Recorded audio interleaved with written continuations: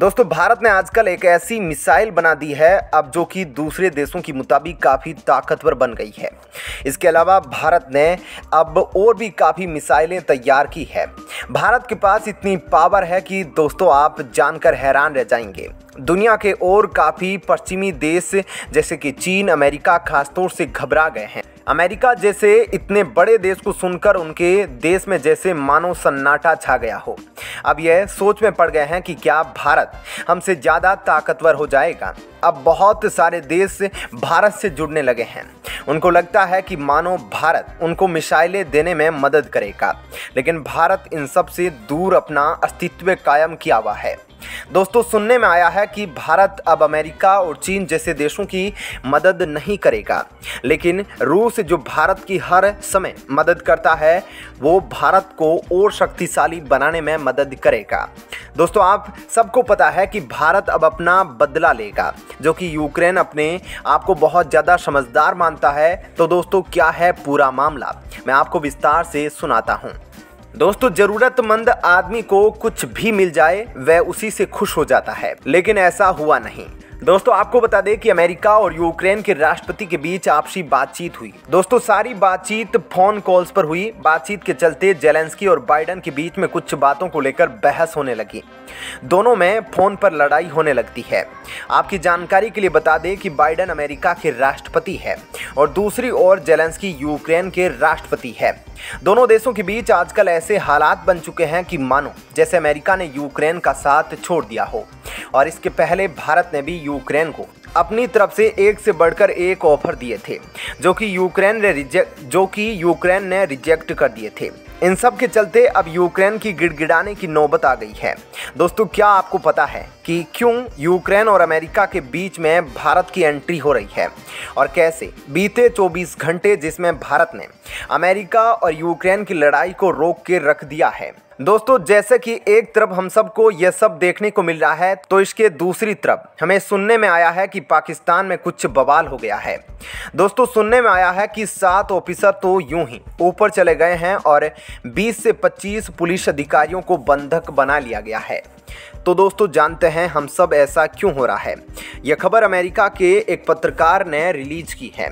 America के अधिकारी ने बताया कि भारत के प्रधानमंत्री ने दोनों देशों को शांति कायम करने की अपील की थी। भारत ने यूक्रेन से यह तक बोला कि हम आपकी अमेरिका से मनमुटाव दूर करवा सकते हैं, बातचीत को आगे बढ़ा सकते हैं, अच्छे समझौते कायम रखने की गुजारिश कर सकते हैं।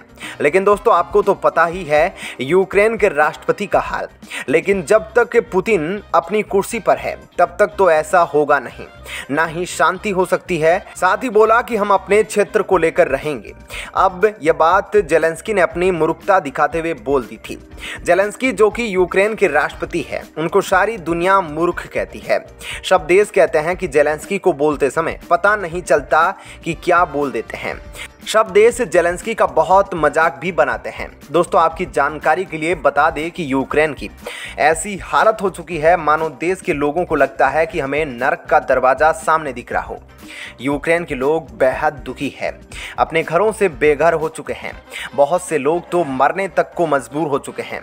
क्या जेलेंस्की को ऐसा लगता है कि रूस में कोई चुनाव होने वाले हैं तभी ऐसा हो सकता है, लेकिन जब तक पुतिन है तब तक जेलेंस्की खुद को नहीं रोकेंगे। अमेरिका ने कहा कि जेलेंस्की ने भारत की ऑफर तक को रिजेक्ट कर दिया।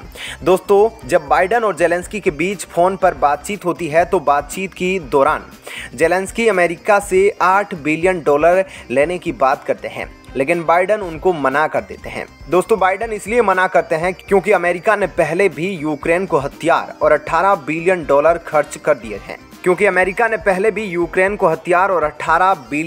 खर्च कर दिए हैं, लेकिन जो अब तक वापस नहीं किए। फिर भी अमेरिका ने जेलेंस्की को बिल्कुल मना तो नहीं किया। अमेरिका ने बोला कि मैं तुमको $1 बिलियन दे देता हूँ, इतने लेने हैं तो ले लो, नहीं तो वापस जाओ। इससे ज़्यादा हम और नहीं दे सकते, क्योंकि हमें भी तो अपनी सुरक्षा देखनी है। दोस्तों आपको बता दें कि अमेरिका अब यूक्रेन की ओर से अपने पैर पीछे खींच रहा है। आपकी इस खबर को लेकर क्या राय है, हमें कमेंट करके ज़रूर बता सकते हैं। दोस्तों हम इसी तरह की वीडियो अपलोड करते रहते हैं। आप हमारे चैनल को सब्सक्राइब कर सकते हैं और साथ में दिए गए बेल आइकन पर भी क्लिक कर सकते हैं। इससे आपको हमारी वीडियो की नोटिफिकेशन नोटिफिकेशन सबसे पहले मिल जाएगी। और दोस्तों आप हमारी वीडियो को लाइक और शेयर भी ज़रूर कीजिएगा ताकि यह वीडियो उन तक भी पहुंच पाए जो इस चैनल तक नहीं पहुंच पाए हैं।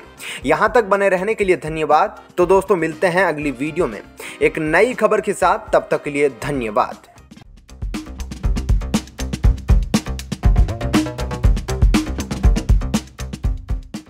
दोस्तों सबसे पहले तो इस क्लिप को देखिए कि कैसे एक शख्स जो पुलिस के सामने कह रहा है बादशाह मेरा नाम है, मेरे को छूने की हिम्मत कैसे हुई और तमाम चीजें जो बोल रहा था, जबकि पुलिस वहां नम्र थी। लेकिन यह शख्स ऐसा था जैसे मानो कोई बहुत बड़ा बाहुबली हो।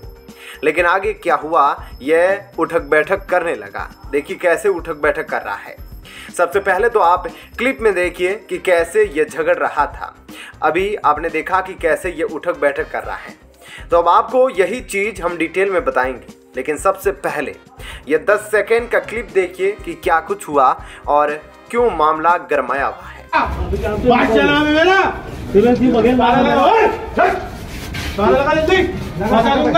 मर्डर में हूँ। अरे यार तुम समझा करो पहले, बोल दिया ना यार। और अब आपको डिटेल में बताते हैं कि कैसे पुलिस वाले इसे जेल में ले गए और कैसे उठक बैठक करा के इसको ठंडा किया। दोस्तों मध्य प्रदेश की राजधानी भोपाल की यह खबर है, जहां एक बदमाश चाकू लेकर निजी फाइनेंस कंपनी के दफ्तर में घुस गया और इसके बाद खुलेआम कर्मचारियों को धमकाने लगा। और यह देखकर आसपास भीड़ जमा हो गई। ऐसे में मौके पर मौजूद लोग डरते रहे और बदमाश खुलेआम सबको धमकाता रहा। वह कंपनी का चैनल बंद करने लगा था।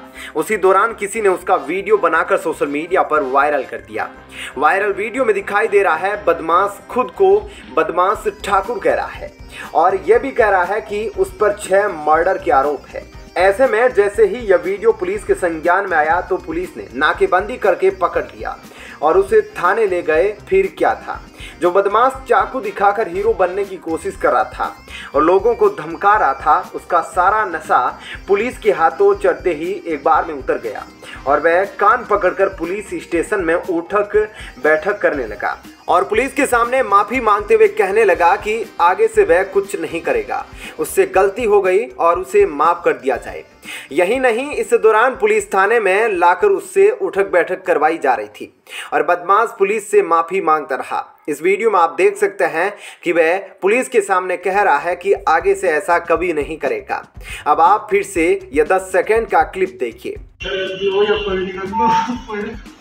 बहुत बड़ी गलती हुई, अब कोई अपराध नहीं होगा, तो बहुत बड़ी गलती हुई सर, सॉरी मैं बोल सकता हूँ। तो आपने देखा ना दोस्तों कि कैसे ये पुलिस के सामने माफी मांग रहा है। तो अब आपको यह पूरा मामला बताते हैं। दरअसल ये मामला रानी कमलावती रेलवे स्टेशन के सामने की इमारत का है। वहां पर महिंद्रा फाइनेंस का दफ्तर है। कंपनी और मालिक की किराएदारी को लेकर विवाद चल रहा था और इसी के चलते कंपनी के कुछ लोग वहां से सामान ले जाना चाह रहे थे। तभी मकान मालिक की ओर से बादशाह ठाकुर ने इसे रोका और इस दौरान वे अपना चाकू लहराकर वहां मौजूद लोगों को धमकाने लगा और कहने लगा कि उसके ऊपर 6 मर्डर केस है और वे वहां से किसी को भी जाने नहीं देगा। इस दौरान उसने महिंद्रा फाइनेंस से जुड़े लोगों को धमकाया और बाहर जाने से रोका। ऐसे में जैसे ही यह घटना का वीडियो वायरल हुआ तो 1 घंटे के अंदर ही यह शख्स पुलिस के हत्थे चढ़ गया और जैसे ही पुलिस का डंडा इस पर चला तो इसकी तस्वीर ही बदल गई और बादशाह की सारी बादशाही निकल गई और उठक बैठक में तब्दील हो गई। ऐसे में इस वीडियो के बारे में आपकी क्या राय है, हमें कमेंट करके ज़रूर बताइएगा। साथ ही इस वीडियो को ज़्यादा से ज़्यादा लाइक और शेयर ज़रूर कीजिएगा।